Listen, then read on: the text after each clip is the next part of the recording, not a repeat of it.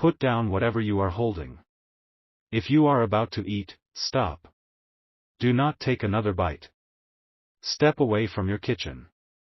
This is a divine emergency broadcast, a spiritual air raid siren that has been activated for your life and your life alone. I am telling you with the utmost seriousness, the food in your refrigerator has been replaced. It looks the same. It smells the same.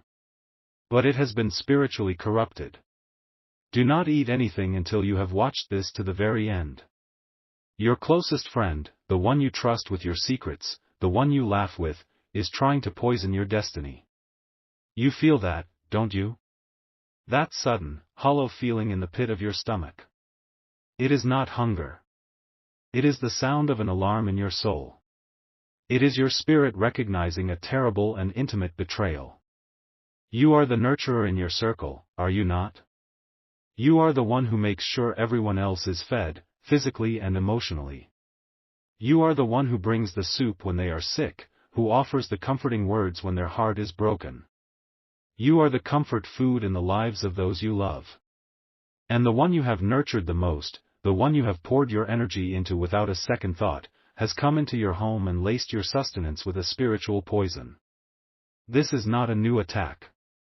It is the culmination of a long and subtle war against your light. You have felt it from this person before. The slight hesitation in their voice when you share good news. The backhanded compliment that feels more like a cut than a celebration.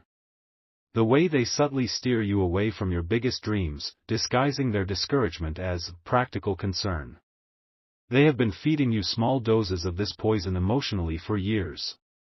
And last night, under the cover of their privileged access to your home and your heart, they made the attack physical.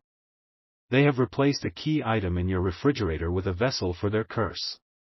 The timeline is critical. This is a warning for this night, for this Saturday morning in Darbhanga, Bihar, and for every soul in every time zone who has been led to this message. The power of this corrupted food will take root in your spirit with the first meal you consume before the sun rises. What is at stake is not your body. It is your soul.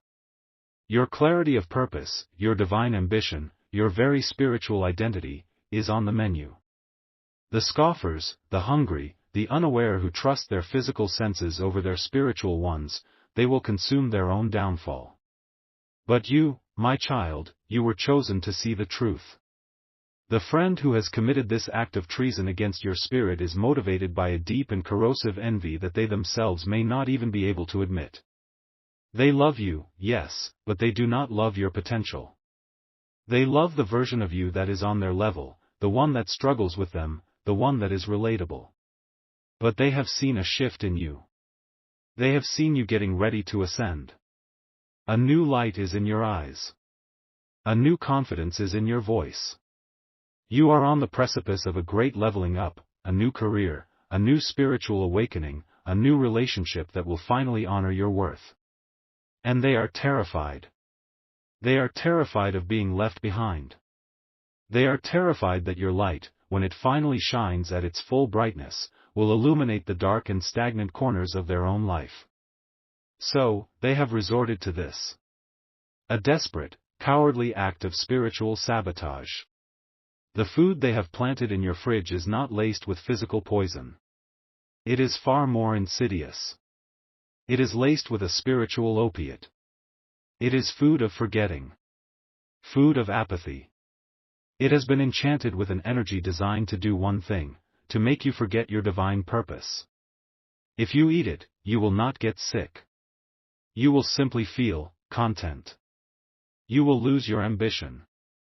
Your great dreams will suddenly seem silly, childish, unrealistic. The fire in your belly that drives you to be more, to do more, will be reduced to a pilot light. You will become content with a small, mediocre, comfortable life. You will forget the queen, the king, the warrior that I created you to be. And your friend will finally be able to relax. They will have you back. Their companion in mediocrity. Their equal. They do not want you to be unhappy. They just want you to be less. This is the ultimate injustice. To have the very wings of your soul clipped by the one you taught how to fly. This is the source of the hidden pain you have felt in this relationship for so long. The feeling that you can only share so much of your success with them before their eyes get a strange, glassy look. The feeling that you have to manage your own joy so as not to upset their delicate ego. You have been shrinking yourself for their comfort for years. This is simply their attempt to make that shrinkage permanent. The sun is the deadline. Before its first light touches the earth, we must not only identify and remove this cursed object, but we must cleanse your sacred space and sever the cord of their influence forever. The reversal of this domestic curse, this kitchen treason, will be an act of divine discernment. You will not need a laboratory. Your own spirit, your own hands, are the only tools you will need. The enemy has hidden a lie amongst the truth. A single item of death amongst the items of life. We will now expose it. I am giving you a spiritual gift, a temporary heightening of your senses, to identify the corrupted food. I want you to go to your refrigerator. Before you open the door, I want you to place your right hand on it. Close your eyes. And say these words quietly, "Show me the lie." Now, open the door. The light from within the refrigerator is a symbol of my divine insight. It is the light that exposes all things hidden in darkness. Now, you will use your hand not to touch, but to feel. Starting with the top shelf, I want you to slowly pass your open hand, with your palm facing the food, over every item. Go slowly. Be patient. You are not feeling for physical temperature. You are feeling for spiritual temperature. You are scanning for a void. Here is the miracle I am granting you in this moment. As your hand passes over the normal, blessed food, you will feel nothing out of the ordinary. But when your hand passes over the one, single item that has been replaced, the item that has been cursed with the energy of apathy and forgetting, you will feel a distinct and unnatural coldness. It will be a pocket of cold that is different from the rest of the refrigerator. It will feel like a tiny void, a spiritual vacuum. That is it. That is the one. Your spirit will recognize the energy of death. My angels will guide your senses. Trust the feeling. Do not doubt it, no matter how strange it seems. Once you have identified the item, you must remove it. But you will not simply throw it in your trash. To do so would be to keep the curse within your walls. You must take this object, this vessel of your friend's jealousy, and you must remove it from your home completely. Take it outside. Throw it in a dumpster, a public trash can, far from your own property. As you release it, you are releasing their influence, their envy, and their power over you. The curse is broken. To confirm that you are accepting this divine gift of discernment and that you are ready to cleanse your home, you must make this declaration: my hands will find the truth. Do it now. Your senses are being sharpened. Stop. Do not open the refrigerator yet.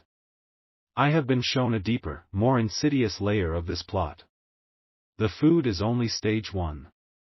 It is the obvious threat. But your friend has set a second, hidden trap, and it is far more dangerous. What I am about to tell you is for those who are still here, the ones who are not just seeking a quick fix but a complete and total cleansing. Press the fingertips of your right hand against the fingertips of your left. Feel the sensitivity there.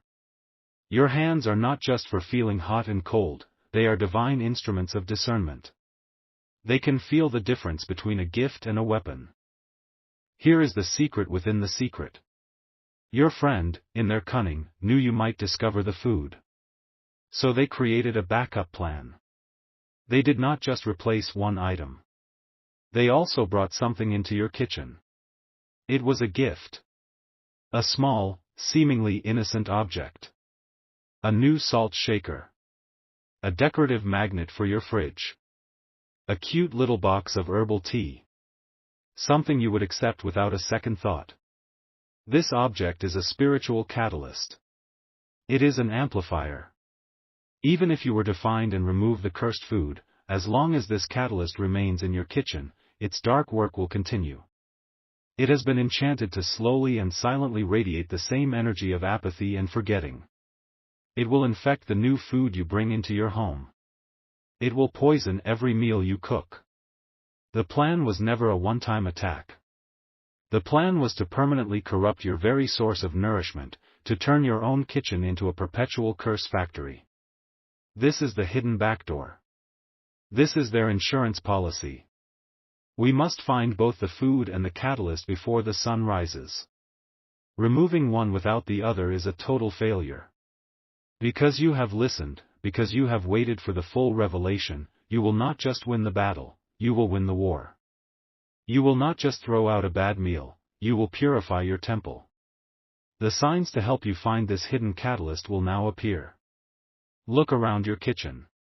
You will notice a brand name or a label on a package seems to be slightly askew, or you will notice a word on it that you have never seen before. This is not your eyes playing tricks on you. This is an angelic sign, a heavenly finger pointing you in the general direction of the hidden object. Next, you may see a small insect, a fly or a gnat, land in a specific spot in your kitchen and then either immediately die or fly away in a panic. All of creation is sensitive to spiritual energy. The insect is being physically repelled by the concentrated negative energy of the catalyst object. It is your bloodhound.